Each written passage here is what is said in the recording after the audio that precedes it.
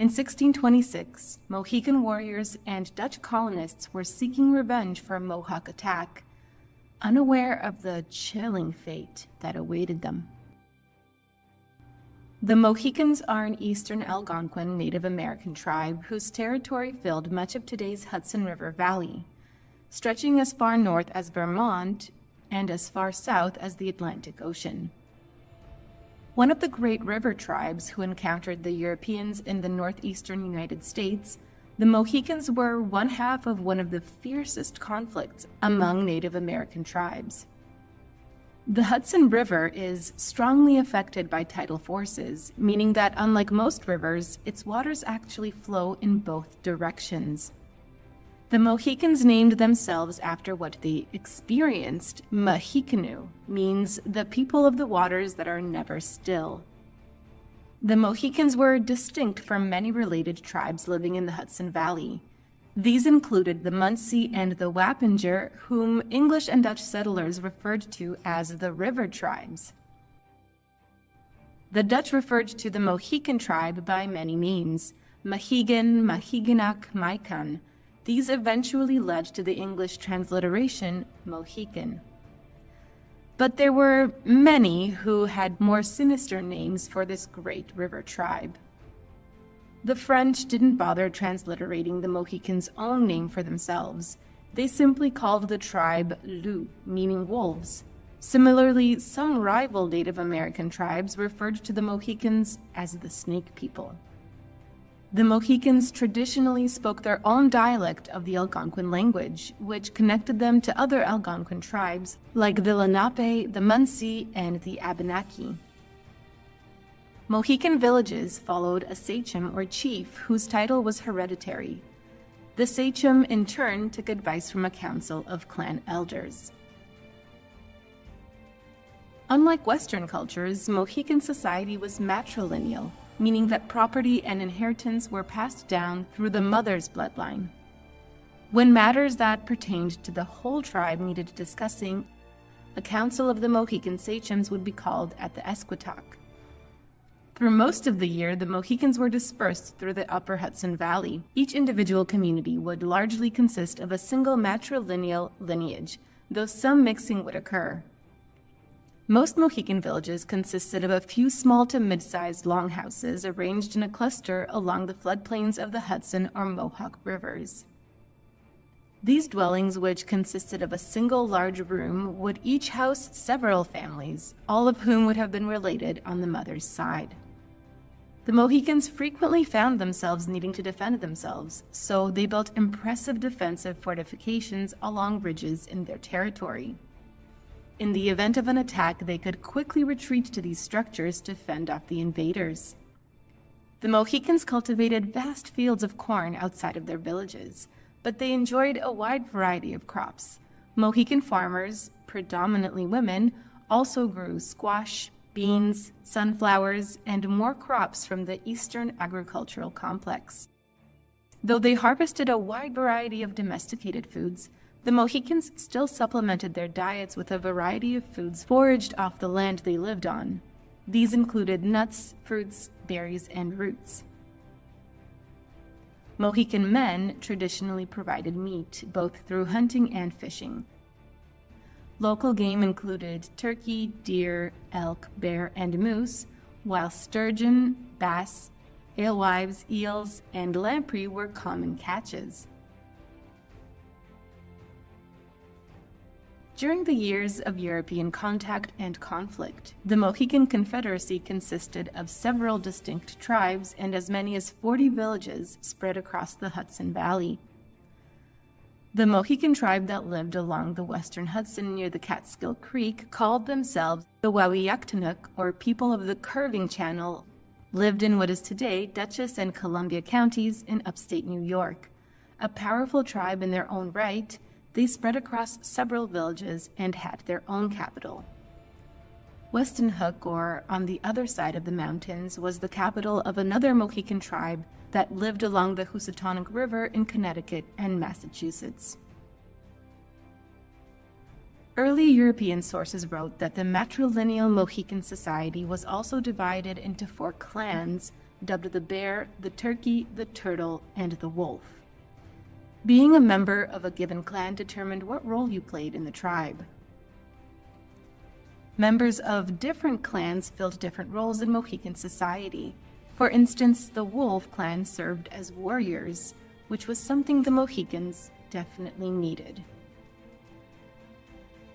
Because the Mohicans faced constant threat from one of the most terrifying tribes in the Hudson Valley along their northern border. The Hudson River has long been a confluence of different cultures. Though the Mohicans and many of the tribes in the region were Algonquin, the Mohawk, whose territory stretched from Lake Ontario across New York, represented the easternmost members of the Iroquois Confederacy. This meant violence between the tribes was frequent. Early Jesuit missionaries who interacted with both the Mohican and Mohawk heard stories of a war between the two rival tribes in the years leading up to European colonization. And it was only going to get worse once the newcomers got involved. Henry Hudson first encountered the Mohicans in 1609. He was immediately attracted to the furs their hunters gathered. He traded for furs, which then caused such a stir back in Europe that soon the Hudson Valley was flooded with Dutch merchants looking to get in on the action. The Mohicans had, unfortunately, made a deal with the devil. Dutch merchants were desperate for Native American furs, and the many tribes in the region were more than happy to trade their furs for things like metal goods that only the Europeans could provide. Soon, the Mohicans were in frequent contact with Dutch fur traders, and it came at a terrible cost. The Europeans brought new diseases that the Mohicans and the other tribes had no resistance to whatsoever. Epidemics began to decimate their numbers, but that was only one way that the fur trade harmed the Mohicans in the long run. The Mohawks were a problem for the Mohicans before, but the fur trade was going to make it so much worse. The metal goods provided by the Europeans were a complete cultural shift for all the tribes in the Hudson Valley. For the Mohicans and the Mohawk, this led to fierce and often violent competition. It got so bad, even the Dutch tried to step in. By 1614, the Dutch were ready to set up a permanent trading post on Castle Island, not far from the Mohican capital. But before they could do that, they knew they had to do something about the fighting between the Mohawks and the Mohicans. The Europeans brokered a truce and founded Fort Nassau, but it wouldn't last long. The delicate truce between the Mohicans and the Mohawks only lasted a couple of years before the chaos broke out once more. The Dutch were already struggling to do good business when, in 1617, flooding badly damaged Fort Nassau. Enough was enough. The Dutch abandoned Fort Nassau entirely, but they weren't giving up on this exciting new venture. They'd be back eventually, but the rivalry between the Mohicans and the Mohawks was going to get a lot worse before it got any better. The Dutch didn't manage to build a successful colony in the region until 1624, when 18 Dutch families founded Fort Orange on the mainland overlooking Castle Island. Of course, their arrival would spell the Mohicans' eventual doom, but in the moment, it provided an opportunity, and they took it. The Mohicans soon began inviting Algonquin tribes from further north down to their territory to trade with the Dutch at Fort Orange. Their proximity to the Europeans and their goods meant that the Mohicans' cultural status grew. They began to exert influence on other tribes in the region, and the Mohawk did not like that one bit. The Mohawks saw the increased influence of the Mohicans as a threat, and they didn't want to wait around to see what happens next. They struck first, attacking Mohican territory and pushing them onto their heels. But the Mohicans knew how to fight back. The Mohawk had been encroaching further and further east for years, and after the latest attacks, the Mohicans decided to put a stop to it. They attacked and razed the easternmost Mohawk fortification, but their problems were far from over. After the Mohican counterattack, the Mohawk resettled on lands south of the Mohawk River, within spitting distance of Fort Orange. What started as a mere Dutch trading post was suddenly becoming a war zone. The fighting between the Mohawk and the Mohicans was so constant that soon many Dutch settlers began abandoning Fort Orange for the much more peaceful settlement of New Amsterdam near the river's mouth. While some of the Dutch ran away, others decided to get involved. The Mohicans, who had considered the confluence of the two rivers their home for generations, went to the Dutch for help repelling the encroaching Mohawk. The Dutch commander, Daniel van Kriekebeke, personally led a contingent of 6 soldiers out of Fort Orange to aid a counterattack. They didn't realize they were all walking into a trap. A Mohican fighting force left Fort Orange along with Van Kriekebeke and his men, but everything went so wrong so fast. They were set upon by the Mohawk about a mile outside the fort, and the aftermath was horrific. By the time the slaughter ended, Van Kriekebeke, 3 of his men, and 24 Mohicans lay dead. But that wasn't enough of a victory for the Mohawks. Before leaving the battlefield, several Mohawk warriors removed body parts from some of the people they had slain. As if that wasn't bad enough, they had an even more gruesome purpose. Those body parts were bound for a Mohawk warrior's stomach. As a show of supremacy and humiliation, members of the Mohawk tribe would ritually eat the flesh of the people they had slain. The conflicts that arose from the introduction of the European fur trade are called the Beaver Wars. Fought between the Iroquois and the Algonquins, the Hurons and the French, they lasted nearly a century, though the Iroquois eventually proved themselves the victors. Throughout the Beaver Wars, the Mohicans kept finding themselves on the losing side against the vicious Mohawk. By 1629, the Mohawk had claimed the territory along the western bank of the Hudson that had long been Mohican land. Faced with constant attack from the Mohawk, most Mohicans began to migrate east, away from their homeland and into western Massachusetts and Connecticut. The Mohawks didn't just want to take the Mohicans' land. They also barred any Algonquin speakers from trading with the Dutch, but the Mohicans found a way to soldier on. A large contingent of Mohicans settled in Stockbridge, Massachusetts, where the Europeans began referring to them as the Stockbridge Indians. A chief of this tribe, Etowaquam, eventually traveled across the Atlantic to meet Queen Anne of Great Britain, but the voyage must have been humiliating. Etowaquam was just one of 4 Native American chiefs who met Queen Anne. The other 3 were from, you guessed it, his tribe's mortal enemy, the Mohawk. Even worse, the group was collectively referred to as the 4 Mohawk Kings, erasing Etowaquam's Mohican heritage from English history books. The Mohicans in Stockbridge began allowing Protestant missionaries to live among them, including world-famous preacher and philosopher Jonathan Edwards. By the 18th century, some Mohicans converted to Christianity, though they integrated many of their own traditions into their new faith. The Stockbridge Mohicans maintained a close relationship with the European settlers, fighting alongside the British in the French and Indian War, then siding with the colonists during the American Revolution. The Moravian Church is a denomination of Protestantism that dates back to even before the days of Martin Luther. Moravian missionaries established ties with the Stockbridge Mohicans. Sadly, the Mohicans were facing difficult times once again, and they were seeking guidance. The Stockbridge Mohicans had long suffered from disease and conflict. The Moravian missionary Henry Rausch's message reached many of their ranks, and the first Mohican Moravian chapel was built in 1742. The members of the Moravian mission fought for their new Mohican followers as their fellow Europeans continually encroached on Mohican land and exposed them to vices like alcohol. But European influence couldn't be stopped.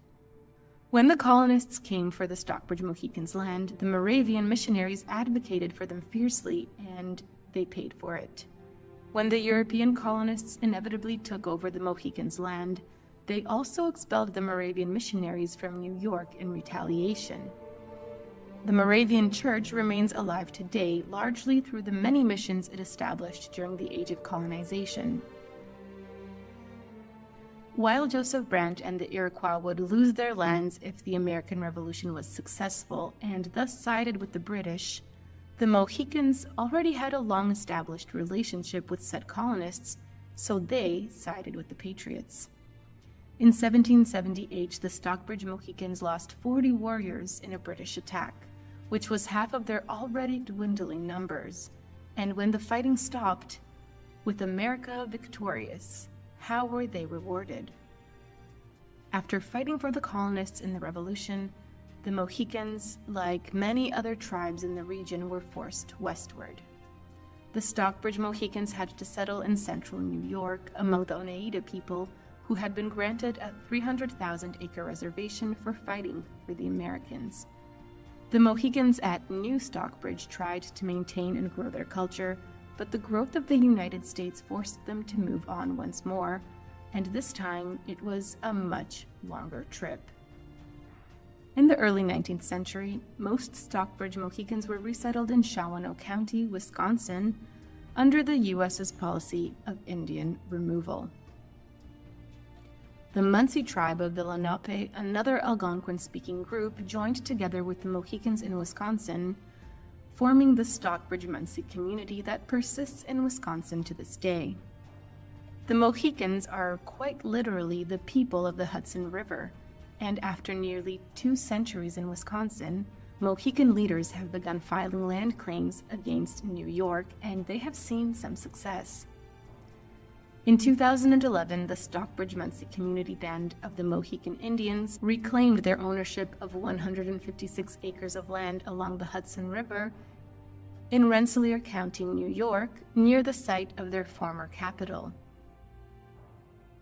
Part of the land that the Mohicans reclaimed was Papscony Island, an important ceremonial site before a Dutch merchant purchased it in 1637. The Mohicans were immortalized in literature with James Fenimore Cooper's novel, The Last of the Mohicans. Though the novel is centered on the Mohican tribe and is set in the Hudson Valley, it's not exactly the powerful cultural tribute that people might think. James Fenimore Cooper actually based the Native Americans in his novel on the Mohegan tribe, a distinct Algonquin group that lived in Connecticut.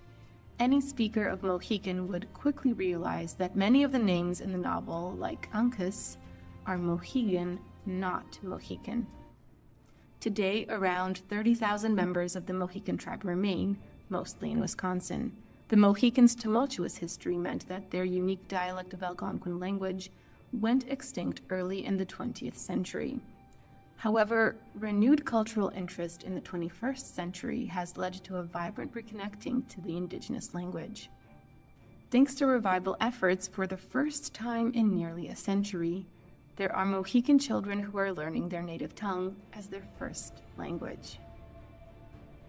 Anthony Kiedis, lead singer of the Red Hot Chili Peppers, has Mohican blood through his grandmother, Molly Vanderveen. The family initially thought Molly was English, French, Irish, and Dutch before discovering her Mohican heritage. This shows the connection between the Mohicans and the Dutch colonists in the early days of the European contact can still be evident today.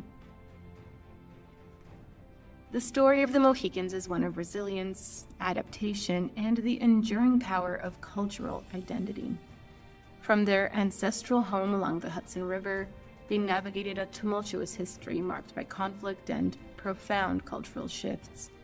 The arrival of European settlers brought both opportunities and devastating consequences, reshaping the trajectory of Mohican society.